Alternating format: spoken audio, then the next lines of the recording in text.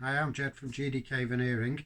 Today we're going to be talking about a Jaguar Mark II set that's coming to us for restoration, and this is pretty much how all of the sets they get to this kind of stage before they come to us to be restored.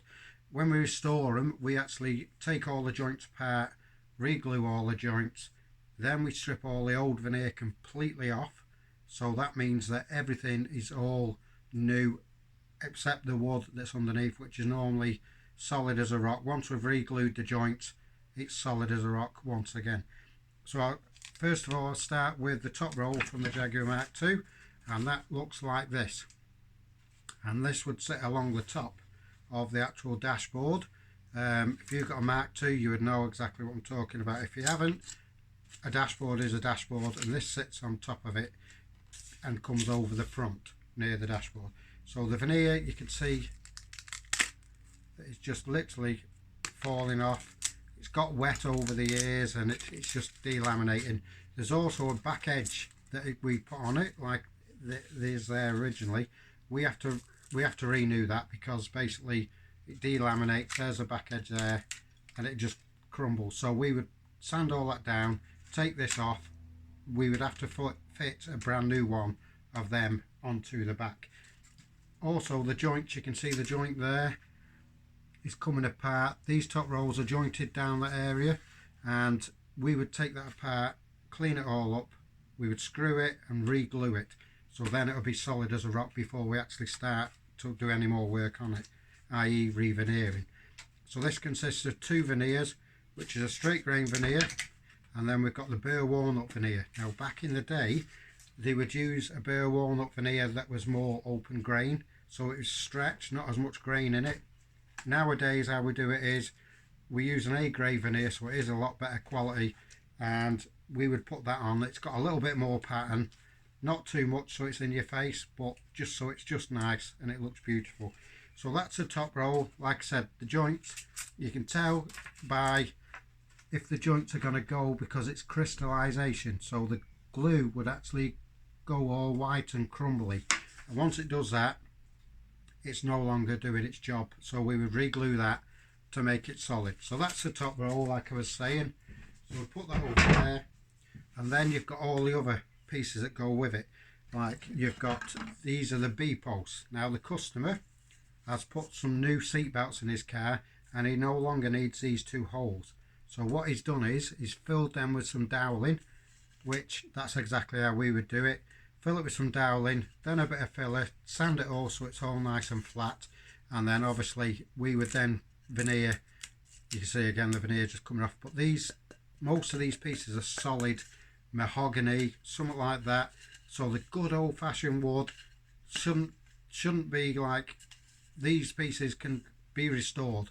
There's no need to buy new pieces unless you've lost them, of course, but we always try to stick with everything that we can that's original, so we know that it's going to be solid just like this piece of wood. Even though it's got them in, once it's all been sanded and filled, re-veneered, polished, it'll look beautiful.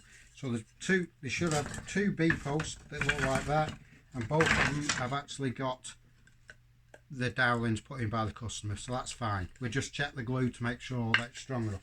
So that's them pieces, and then obviously you've got all the other pieces. You've got something that we call the hockey sticks. Now these would go around the car, so in theory it would sit like that type of thing.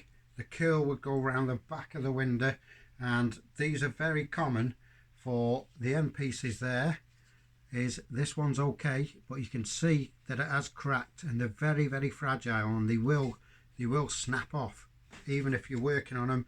If you don't hold them correctly, that end always breaks off, so you have to be very careful of that. So we've got two of them.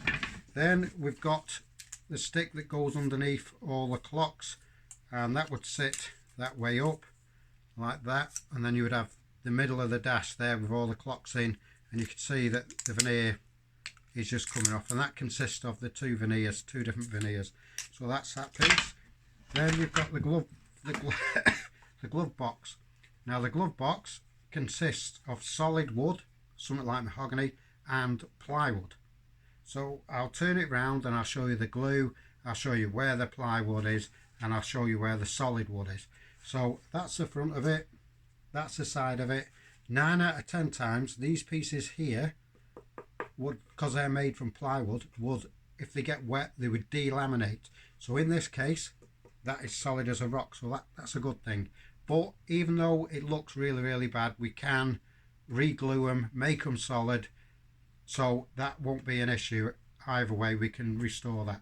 So the back of it would look like that, and they normally got numbers on where people have been working on them in the factory. They would number them up so all the sets match. So sometimes if you're bothered about the car being original, that's all the difference, is these numbers, because they were done in the factory as it got passed round. So you see there, that's a plywood, and that's, like I said, this is all solid at the minute. That's good. And then you have these securing blocks which are there, but you can see from there that the glue is crystallized and it's breaking off. This piece is solid mahogany, this curve.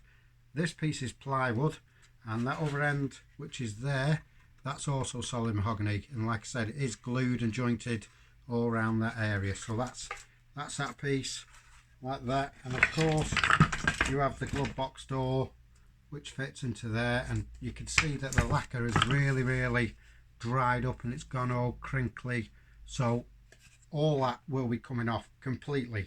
You have the little drawing pin, so I say it is like a drawing pin, and basically in the dash you have a light switch there, and as you open it, it releases it and then turns the light on in the glove box.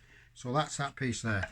Then you've got the clock binnacle, same type of thing, solid mahogany and then plywood, but yet again the veneer is just crumbly. I mean, obviously if you've got a Jaguar Mark II and it's got to this stage, then it does need restoring basically.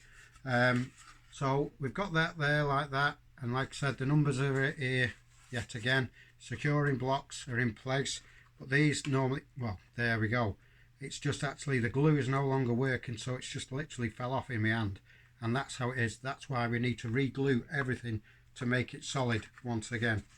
Now the next piece is door cappings, because the door cappings can be the first thing that actually starts to go and crumble. I'll show you on this one. This one doesn't look that bad actually, the veneer is coming off, but this is how it would have been in the car. Is like this, consists of the two veneers yet again, and then you have a stick along the back where the top sticks, which are these, they would screw onto the top to overlook the actual door capping, like that type of thing. Yeah, so that's that piece, and then you've got the other pieces that go around the top to hold the headlining in place like that. And then the last thing is two of these. Now I call these shark tails, don't ask me why. I suppose it's because this end, it looks like a shark, so I call these the shark tail pieces. There's two of these, and these would fit down the side of the windscreen, and this piece would tuck behind the actual end of that top roll that I showed you earlier. And obviously this would consist of two veneers, because when you do the veneering on a Jaguar Mark II, it's important that when you have them restored that it's done correctly, otherwise it's not how it would have been. So in the middle, whatever's on the left should be on the right, same as a top roll, that should be jointed in the middle. Even though your veneer is long enough to go right the way across, it's important that you joint it, because it all has to follow on, so it goes from left to right, front to back. If it doesn't do that, it's been veneered wrong basically. So here at GDK Veneering, that's what we make sure, is we cut all the veneers, which are A-grade veneers, we joint it in the middle, left to right, front to back, how it should be done. My name is Jed from GDK Veneering. Thank you very much for watching. Please click like and tell your friends. Thank you very much. Bye bye.